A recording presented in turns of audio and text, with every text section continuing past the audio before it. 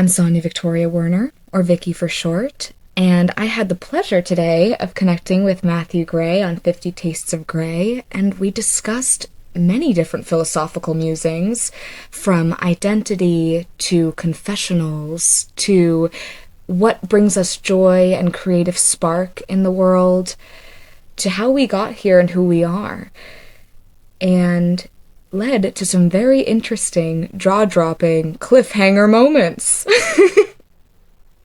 I'm in New York. New York City. Ah, okay. Where are you from originally? Oh, it's a complicated question sometimes. I just say New Jersey when I am doing the short answer, but I grew Yeah. up around the world, like New Jersey, Spain, Germany. Are you a military brat? No, I just have immigrant parents. Oh, okay. Yeah, they were born and raised in Spain and Germany. And so basically there's only 4 of us in the United States, and then the rest of them are in Spain and Germany, or around the world in some other pockets. Wow, I'm already jealous, figuring that you probably speak multiple languages. Is that true? I speak 5 languages. Do you really? Are you fluent in those? I would say I'm fluent in 3. I can hold my Wow. own in 1 of those, so 4, and then ASL is my last one. And I learned that to be able to communicate and work with kids who are hard of hearing many years ago. So I can maybe hold a conversation now, but I would call myself more of a novice there. You go by Vikki more often than your first name, Sonia? Yeah, those who know me call me Vikki. My mom's name is also Sonia, and so when I was growing up, it was always a constant, but there was something that felt incomplete when I was growing up about just Victoria Werner, and so I tacked on my first name um, when I was about 16, 15. My mom was actually not allowed to be named Sonia by the church where she was growing up when she was a child. And so her actual name is Trinidad or Trinidad.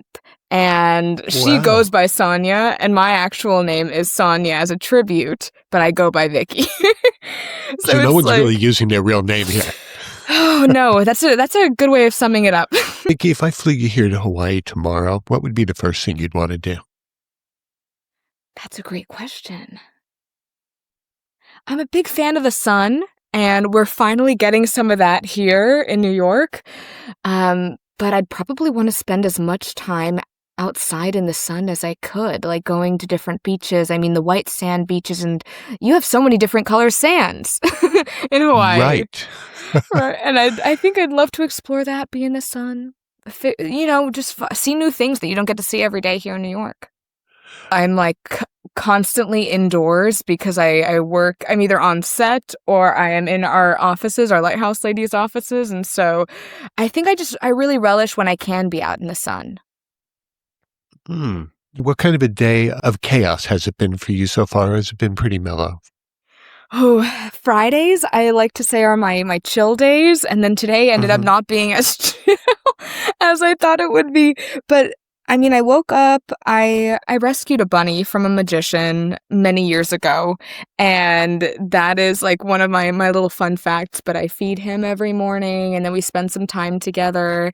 And then I jumped right into meetings. I got myself a coffee, as we discussed, and then I had some meetings with some new collaborators. We were just at an event. We were invited to hear pitches of filmmakers last night, and so I was responding to some emails there, meeting with some folks that we were interested in their projects on, and then this. What ideas are trending right now for film ideas, scripts, and things that are going to eventually get the green light and get made? That's a great question. From what I am observing, I would say thrillers are really popping off right now. Thriller genre, horror. It doesn't, I mean, famously, it doesn't cost a ton to make in terms of the genre. You've seen things like Blair Witch Project be made on like a minuscule budget and then do really well and perform really well. And I think that that's been the model. But otherwise, the vertical, I don't know if you've heard about vertical microdramas. Oh, tell me about that. Yes, that is popping off right now. It's essentially like a 1.5 hour, 2 hour piece of content that is split up and written into 40 to 60, 70 episodes, like micro episodes that are meant to be watched on your phone. Okay. Once again, going to this modern vertical aspect of no attention span people to be able to enjoy. Is that what we're talking about? I think you hit the nail on the head. I think there's a part of it that's like, I mean, the way that these episodes are structured, because my production company, Lighthouse Ladies, just produced a horizontal series that we are also trying to optimize vertically as well. Long story there. But essentially, they all have to have their little micro arcs, like a beginning, middle, end cliffhanger to like, help continue to draw people in and get more viewers on their content. So I do think it is the attention economy and drama. Everyone likes to be like, oh my gosh, she did that. How will they be released, these micro dramas in the 60 or 70 bits? Will it be all at once so people can kind of flash through it, or will it be on a schedule? How would that work? It is, from what I know, because we're less in the distribution angle, but there are vertical apps. I've also acted in verticals before, so I've seen it from both sides of the table. Typically, it's dropped all at once, like all 60 episodes are dropped, and then essentially those first 10 of any series are free, and then afterwards you have to start paying to finish the content. But it's all dropped at the same time. It is the wild, wild west because there's so much possibility, but they're doing great things. I think some of us old farts are still having a hard time getting into the whole vertical thing. Like, I love storylines. I love horizontal video. I like, setups and that rich character arc and so on. So I'm going to have to get introduced to this to watch it and understand it. Yeah, I mean, I think from what I know, it feels marketed towards like teens. Right. I don't know. A lot of like when it first started, the vibe was that it's so bad it's good. But now it's changing. I think it's getting cooler and there's just so much possibility. I'll send you some links after this. I would love to see that. Yeah, I would love to definitely see that. It sounds like Yeah. also these kinds of filmmaking experiences are pretty easy to put out, pretty low cost compared to traditional studio related stuff. Yeah, I would agree with that. I would agree. I mean, because you are confined to a narrower frame, you don't necessarily have to invest more money into production design or whatever Right. So I would say, yeah, it's a pretty mobile production model. They do a lot of them. Like, and when I say they, I mean the folks that are producing the content, the apps or the production companies, things like that. Mhm. I was wandering through social media a day or two ago, and I think I saw you and some of your peeps at some sort of a studio celebration or Ooh. event. What was that you think I saw? I think you might be referring to our Oscars event, potentially. Maybe that was it. Yes, we I'm glad that you asked about that because that was one of the craziest moments or the craziest tasks that I'd ever undertaken that really, really went super well and did better than I could have ever imagined. But essentially, I had a really good friend of mine that I had met in New York who he lives in Miami now. His name is Gabriel, and he was asking me like whether I could find him a venue to host an Oscars party because I am in production, I'm in acting, I live in the city, maybe I know some places, things like that. And the only catch was that we had 2 weeks to put it on. Wow. And so how many people showed up and where was the venue? It was in Brooklyn. It is Planet Uh-huh. X Studios. We love them. It's a 50-foot LED screen wall, everything very cool. And it was about a turnout of about 150 to 170 industry guests. We had some people telling us after, they were like, that's the best party I've ever attended in New York. And I was like, it's that feeling of accomplishing something against all odds that I was very grateful for. Right, right. I wanted to ask you, what was the last thing that made you belly laugh? That made me belly laugh. Probably something I would say I'm a very smiley person overall, as I'm sure you can tell. I tend to find a lot of joy and love in the little things. Probably something really stupid on TikTok. Okay. Or my bunny was eating a napkin. Like I spend so much money on his toys, and then he takes a paper napkin, and that's his favorite. You mentioned earlier that you rescued the bunny from a magician. Is that a thing? Yeah, like, that's the thing. I don't think it's a thing, and I didn't know Oh, that it was okay. going to be my thing. I mean, the plot twist of this story is that I worked for the magician, essentially. To make a long story short, when I was in college, I was looking for ways to earn extra money, and, I was in college for acting, and so I was looking for more performance opportunities and things like that, and I started princessing, and when I say that, I mean going to birthday parties as Belle or as, Okay. singing a song. I was Elsa too many times. Okay, so you had your But yeah. wand and your sparkles and all that stuff? I was decked out head to toe and with the wigs too and getting to put on a fancy voice like, "Hi kids, how are we?" Things like that. And then yeah, face painting, and I was assigned this bunny for the magic shows. I had to bring him with me to every single party, and I fell in love with this bunny. I was told that like, don't get attached. They're props, and they didn't mean that in a negative way, but obviously it hurt my heart to hear that. And at one point, I spoke to the manager of the bunnies, and I said, "Can I just take him home for a week or two?" And I just never brought him back. Okay, so the magician had to carry on without his bunny. Well, there were 30 other bunnies in the company, Okay. and Whole nature of rescuing kind of makes sense now when someone has 30 bunnies they use as props. well, the good news of that story, the good end, is that about 6 months after I rescued him, myself and a couple other friends at the company ended up getting all of those bunnies adopted or rescued or placed in a sanctuary, and so to my knowledge, the company no longer uses real bunnies. Now it's all, like, look-alike, realistic-looking stuffed animals. It sounds like AI has kind of crept into magic. I mean, you know how it is.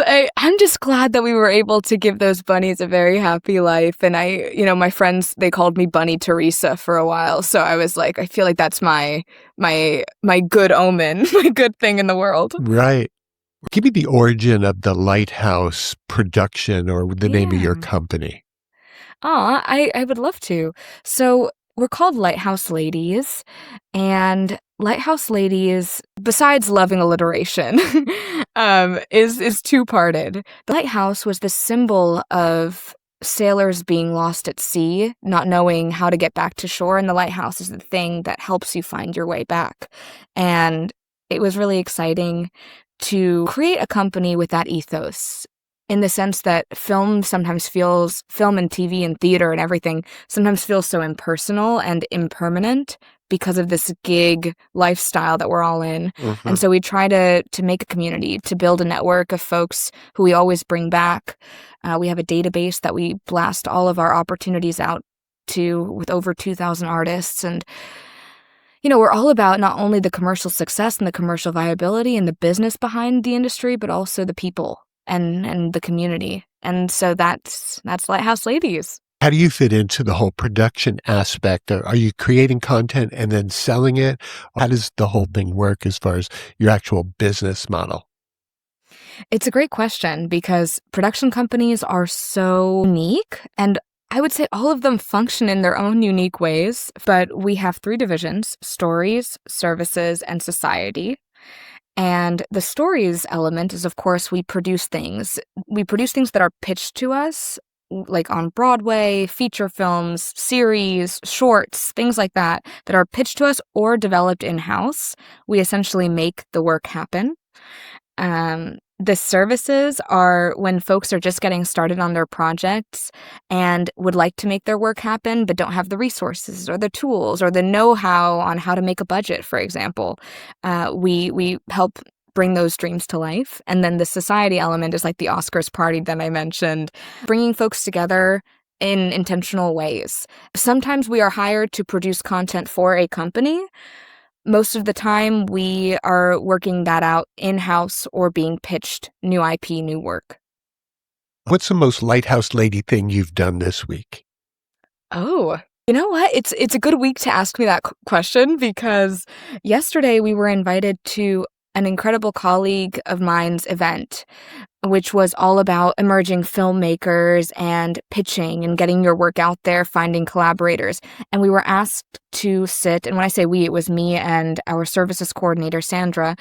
Um, we were asked to sit on a panel, essentially, where we would hear and field pitches back to back to back in 5-minute blocks and give feedback on the pitches, say whether we're interested, learn more about that filmmaker, ask them what their gaps are, what is preventing you from making this work a reality. And that was very Lighthouse Ladies of us. It was wonderful to give them avenues and opportunities and resources to be able to make their work happen. Sounds like speed dating for production types, Yes. It was awesome. It was a room of like 5 industry guests, us included, Yeah, yeah. just fielding all of those pitches. So it's probably around 50 people who were cycling in and out of that room. Before Lighthouse Ladies, who were you? Ooh, philosophical. um, Well, that you've seen is, the show before. You know that I'll go anywhere. oh, I know. And I've loved that. Um, who was I beforehand? I mean, I went to college with this idea that I was only going to be an actor, period. That's all I wanted to do.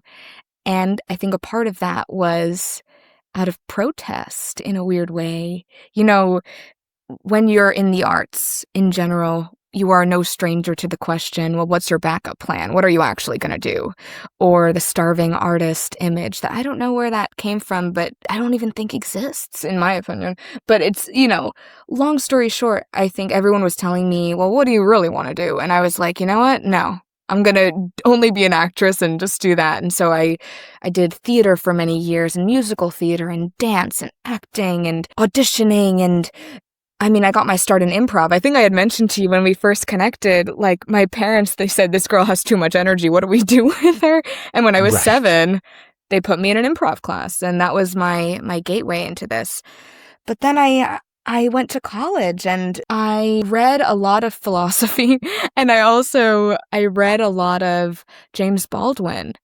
And he had the most amazing quote, which was, if we knew ourselves better, we would damage ourselves less. And it came to that question of, who are you when you are just being, when you are not doing? Because I have always in my life been a doer and have equated a lot of my worth with my output. And that was a moment of, what do I actually want to do?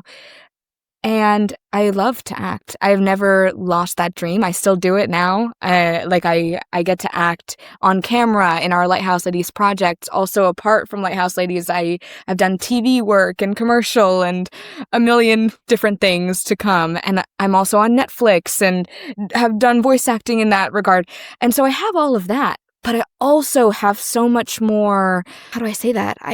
So much more abundance in my life because I am on so many sides of the table and I'm able to uplift other people with me. So I think before Lighthouse Ladies, I was just a doer and someone who was eager to figure out what the doing would be. Were you able to bring all of that forward to Lighthouse Ladies where you are now? Because there must have been a point that you had a transition, or I don't know if you fell into this or it was a mastermind thing or what, but did you bring all of your studies into who you are now?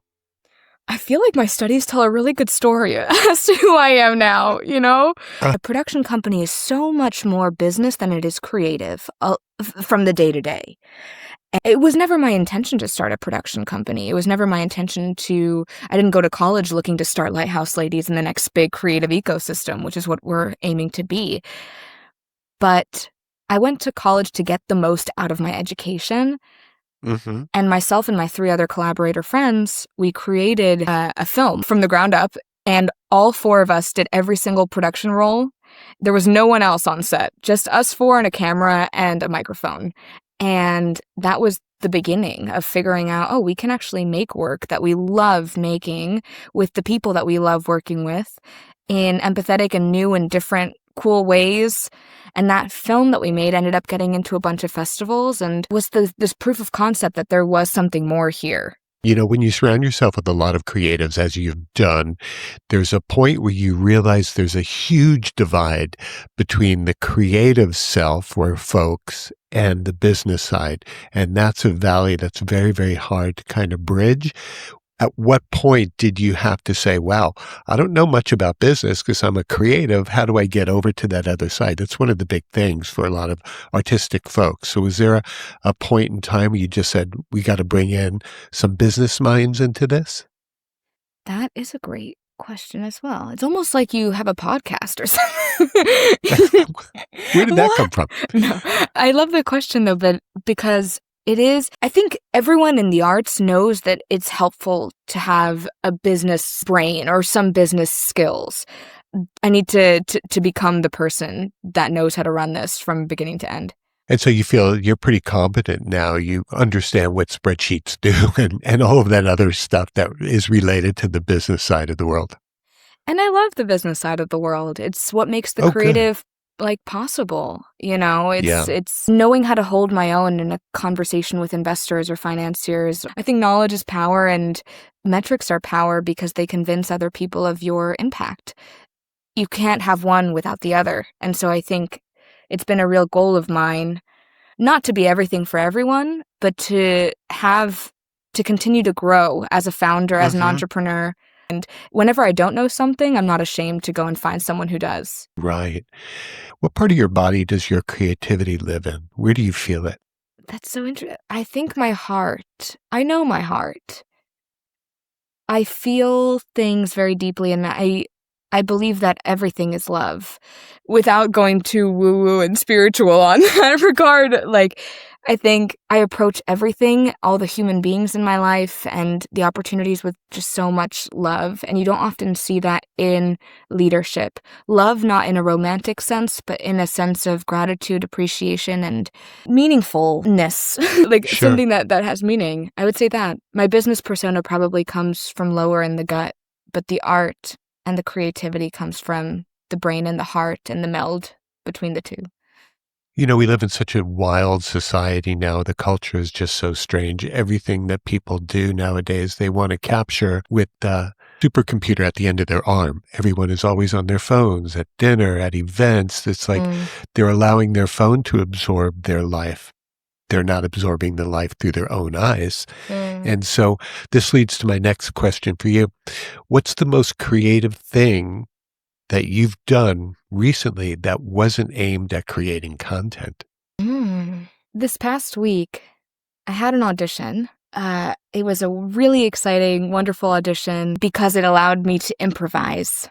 And the goal here was you had to introduce yourself as a founder, a tech founder, pitching a product that was absurd and didn't exist. And there was no element of me making content or me, doing those things or publishing this. But I just sat down for a good hour and I was just thinking, I was like, what could this idea be? And what are some good taglines? And, creating this business that is just so absurd. I called it Knockout. Which So that is was an audition for an improv group? not for an improv group, for a mockumentary style TV show. Okay. Time to shift gears a little bit. I didn't Yes. even ask you, what have you eaten today? This is funny. I got pad thai last night after the event, and I had leftovers, so that was my brunch, was pad thai. Oh, yeah.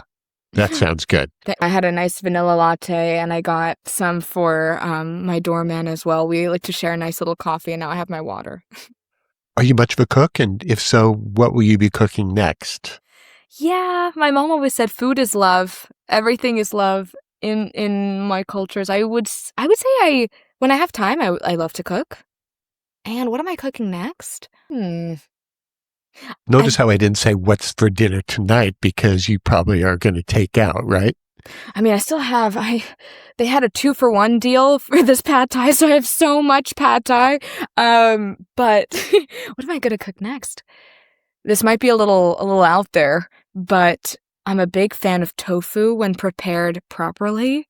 Uh-huh. And I love to make a little tofu dish where you press the tofu and you add soy sauce, and you think it's random, but it's not. The soy sauce, the cornstarch, the salt, pepper, garlic powder, etc. And when you make it, it tastes like chicken. So it's like mock chicken, and it's delicious and very Well, look at flavorful. you. So Wow, fancy. thank you. So you're not a vegetarian though, are you? I am not. Yeah, So you could also have chicken if you want chicken. I don't love to cook chicken because of the texture. Okay, here we go. I know it's a little Uh-huh. slimy, but like when I go out to eat, I'll get chicken all the time. It's me. Right. It's a texture thing for me. I love tofu, and I don't know. Yeah, yeah. It's funny that you call that out because it's true. My mom sometimes she's like, "What do you mean the texture?" It's. So what food memory has traveled with you your entire life? Ooh, food memory. My mom gave me such a love of food and cooking. And Except the slimy stuff. except the slimy stuff. She'd be laughing right now. She'd be like, "I didn't teach you that." So that was me. But when kids were watching, now they're watching Cocomelon on TV. But when I was that age, or even a little older, I was watching the Food Network. I adored Rachel Ray and Giada and Bobby Flay and Guy Fieri and all of those, Alex Guarnaschelli, everyone on those shows I was watching. And I think that also, it was a blend of my mom, my grandmother, and Food Network. Right. Is there a food that you love that kind of embarrasses you? I'm a snob when it comes to pickles. Do tell. My dad was born and raised in Germany, and they have some of the best pickles I've had. And I grew up on those, and we went to this German, food delicatessen store in New Jersey when I was growing up here. And we got the best German pickles. And so whenever I try a pickle, that's like the standard that I'm measuring it up against. And I'm a little embarrassed with this because sometimes people will be like, "Oh, these are the best bread and butter pickles," and I cannot stand them. But I love a good German pickle. I like Describe the Grillos. texture, the flavor of a German pickle. The funny thing is it's also kind of slimy, so I feel like there's a little cherry picking happening in my brain. But it's like a balance of sour with salt. No sweetness. I don't like the sweetness. And that dilly flavor. Good crunch. Yeah. There's a place in New York, which is probably not far from you. It's called Ben's Pickle Works. And we've gone there to Delhi, and we've gone in there, and we'll walk up to the host and we'll say, "We're so happy to hear that Ben's Pickle Works." And like nothing, like crickets. We always thought that was kind of a funny thing to say. Ooh, you're inspiring me now. That might need to be a good day trip. Bring all the girls out and have some pickles. So tell me a little bit about your family that still stays with you all these years later. Are they influencing your behavior on a day-to-day? I think one of my main theorems of life is that parenting is everything. I have really wonderful parents that have made me who I am today. And have also inspired my drive and my hunger for knowledge, and the way that I show up in rooms, I think, is attributed so much to how they do and what they exemplified. I'm very much like my mother, and my whole family has said that. I kind of look like a blend of the both of them. I would love to be a mom one day. I think the excitement of having another human that is your own flesh and blood is beautiful. I think I would like to get to a place where I am ready to share my life in that big a way, if that makes sense there. Would that require a partner, a long-range partner? Or would that just you getting mentally prepared to have a child? Truthfully, while both of those things are correct and needed, for me it's a work thing. A thing of wanting to do so much as an actor and as a founder before I am able to share that time so wholeheartedly and share that life so wholeheartedly. But yeah, So work is your priority. That's number one. Work is like a lot of people who are together in relationships say, we can't afford a baby right now. And they want to wait until they have enough, whatever it is, money, experience, any part of you that thinks that, well, I can do both. Both can be true. Both can be true. Absolutely. I think my first priority in my life is always the people and the relationships and my family and my friends, my bunny, like everything there. Work is a close 1.5 in terms of priority, but I know that they can coexist. However, I'd like to be in a place where I am less resentful of them coexisting. Resentful is a powerful, strong word. It is. What do you it, think that means? I have a lot of big dreams and big goals, and a lot of incredible people around me to help make those things happen, and our Lighthouse Ladies team and everything. And I think having to split my time between the acting and the producing and now raising a human, knowing how important it is to have great parents and great Mhm. parenting skills, I think that it would feel like stealing time. Whereas I would like to be in a place where it feels like sharing time. That's a very interesting perspective. Thank you for Thanks. bearing with me during this first hour of these brutal questions. No, I it's been really great appreciate that. questions. I want to turn the tables now. I want to give you the opportunity to be in charge and be that podcast hostess Ooh. and ask me a couple of questions that you might think is important or something you've never asked a host before on a show. So Mm. have at me. I like that. Now, on my podcast, 50 Tastes of Grey, I would love to ask, what has been one of your favorite conversations with a guest, and what made it so impactful on you? I think every conversation I have on the show here is about the reveal, and it's about me getting to know people in a little bit of a different way without their TEDx and without their performance. I find each one of these experiences a benefit and a blessing to be able to do. I can't single anyone out because I've interviewed thousands of people during my years, from very famous to very unfamous, and they're all fascinating to me. How do you feel like learning about other people influences the way that you learn about yourself? You know, when you absorb other people's personalities, it makes you smarter. And when you're Mm. smarter, you can make better decisions. I try to absorb as much as I can from everybody who comes on, their perspective and their personalities and all of that. And I'm curious, how do you Mhm. handle not disagreements, but ideological differences with guests, in the sense of if they say something in a conversation and you're like, whoa, that feels very misaligned here? I try to approach everything as my curiosity instead of my unwillingness. And so that's why I ask questions the way I do. It's really to try to extract real, honest, authentic, I hate that word, answers from people and have them be real. My line of questioning hopefully is something that will help me not get too overexcited or upset about what another person thinks. Mm. And when you are not, I love those answers, but when you are not doing this, hosting Mhm. 50 Tastes of Grey, I mean, I guess now I'm hosting it. When you're not hosting, You're doing a kick-ass job, I must say. hey, thank you. Well, you said actor, act, and I said yes. Yes, and. Exactly. But I guess I'm curious in terms of what you do when the cameras are off, when the mic's not on. What brings you joy? Writing, creating, editing, all the creative stuff that I brought to this life is what my day-to-day priority is. And taking care of my three girls. That would be Lynn and our two kitties, Smudgy and Verna Teriyaki. So I'm always cooking for the three of them, whether it's scrambled eggs every morning for the girls, or whether it's daddy chicken for the kitties, or whether I'm just cooking for me and Lynn. So cooking has been a huge part of my world, and people pleasing, taking care of others. I have a question for you. I'm going to take a quick break because I have to plug my Oh, computer in really okay. fast. This is Vikki bending over and plugging Yes, in something. plugging in. Okay. Give me 1 second. All right. Boom, boom, boom, boom. Okay. Have you heard? Here's my next question. Okay.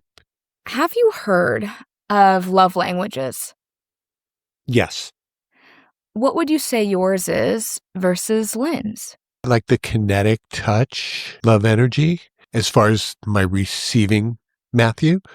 And on my transmitting Matthew, it's like giving, doing, cooking, gifting, all of the things Oh. that a human can do on the realm. So I'd like to think of myself as a more than total human on the transmission side. I like that. How about you? And Oh, I would say quality time. Quality time in the sense that I used to, for a long time, think that I was behind everything. Simultaneously behind, but also the youngest person in the room or the only blank in the room, for example, and yet I was behind. I wasn't doing enough. And realizing that you can never be behind on your own journey. I just love intentional time spent on the things that and the people that I love would be that. Yeah, I think that when you think about being behind, it's only when you compare yourself to another. It's not when you just look at yourself and figure out where you are and what you're going to be doing, right? Correct. It was, when in my philosophy minor, we studied, this philosopher. I'm not gonna name him because he's not a good person, but he did Oh no, say let's expose him right here and Let's now. expose it. Oh god, yeah, he sucked as a person. He's, I think, dead now, so maybe it's okay too, but his name is Heidegger. Yeah, not a fan. But he did What a rat say bastard that guy yes, is or was, we don't right? like him on this chat, but You could say, he said that in a way we are thrown into existence, we are pulled towards the future, and that in between is just being. It's the tension between the pull and the thrown.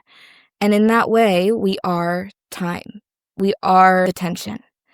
And in a less heady way, it does feel comforting to know that we are in control of that timeline. Not maybe not even in control of, but we can surrender to it.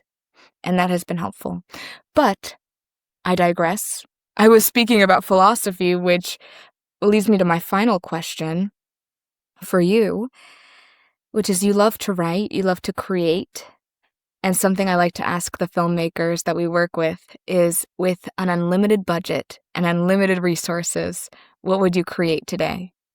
oh, if I had an unlimited budget and like if I wanted to make my own movie, you mean?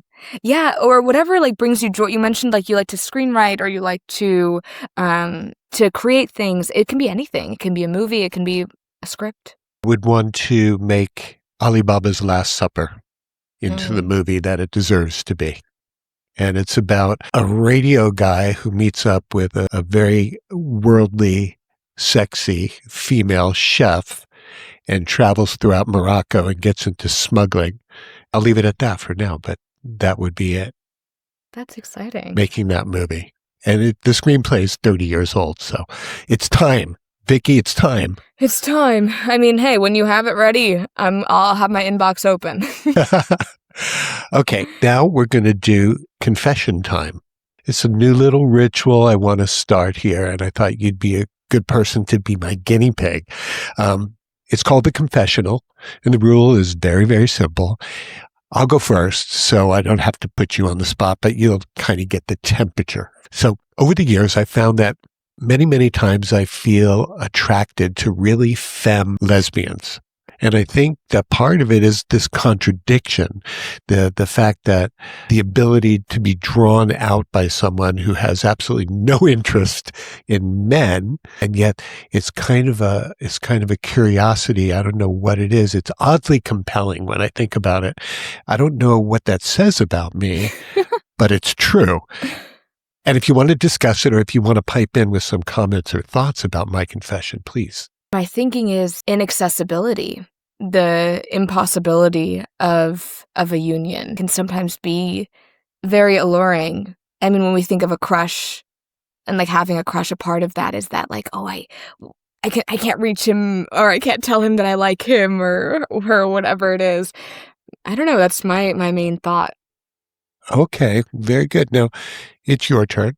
To confess something. Oh, that's a good thing. Something big, small, weird, delicious, whatever feels true. Mm, okay. I have felt very insecure for a long time in my leadership style. And I think it is because leadership as it's defined, as it's seen, is quite patriarchal. Maybe that's my hot take, but in the sense of like leadership being like you're cold-faced, or you are strong, or you are no BS. You are, all of those things. And while I do exhibit some of those traits, at Lighthouse Ladies, we're a core team of 13, and I've never said that out loud, but we're a core team of this thing because I lead with a lot of joy, a lot of laughter, a lot of course, professionalism, but we can all be ourselves in the office. We can all be together and excited and whatever it is. And I've always felt that was less than, that I would not be taken as seriously, that I would have more trouble getting funding, that I would do all of those things because I'm not what you think of when you think of a CEO. Mm. You mean you're not quiet and distant, ball-busting type of person? Exactly. I'm not the one that yells, that, I like that term, ball busting. I'm not here, I'm not here to waste time kind of energy. Sometimes I do, because we're humans. Don't you think that kind of leadership style is really passé and maybe not valid anymore, and that leadership style should only be looked at in the sense of how you can quantify your success and what you're able to do? I agree. I agree that it's passé, but I also have been in rooms with investors, with people with so much money that are looking for the next big thing, or they're looking for whatever it is. And sometimes it is those hardened people that portray or give off a sense of competence, that my kindness, that my humanity might undercut in the back of my brain. So I think that's where it's stemming from. So you think when you go face to face with a ball-busting patriarchal type, that you think that you're outmanned, so to speak, and that you're overpowered, and that your stuff ain't good enough for him?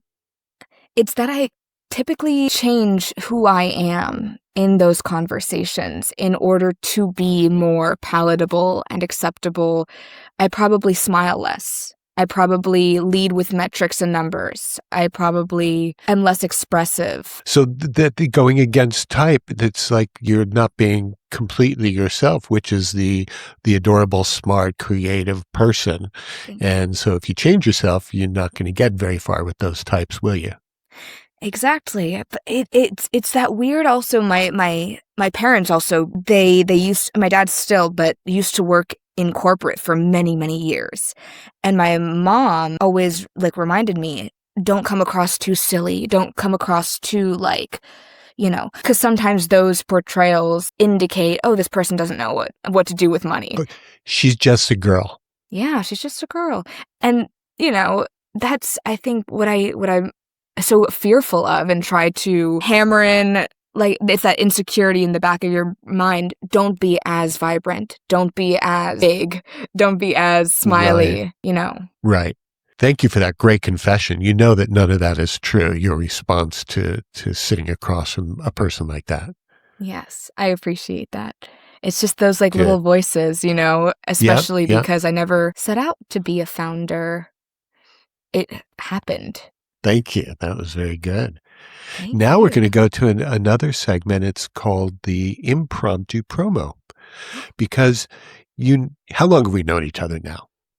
Oh, a good week or so. Okay. I guess an So hour. Now, based on that, an hour is close. Yeah. Based on that, do an impromptu promo for this show, what we've been experiencing this past hour. So when later you meet up with one of the Lighthouse ladies and they ask you, what was it like being on with Matthew on 50 Tastes of Grey? You can sell them, but don't do it in a salesy way. Do it in a real human way. Reminds me of voiceover too, because they always say, don't sell the product, but sell the product. You know what it is. Wow.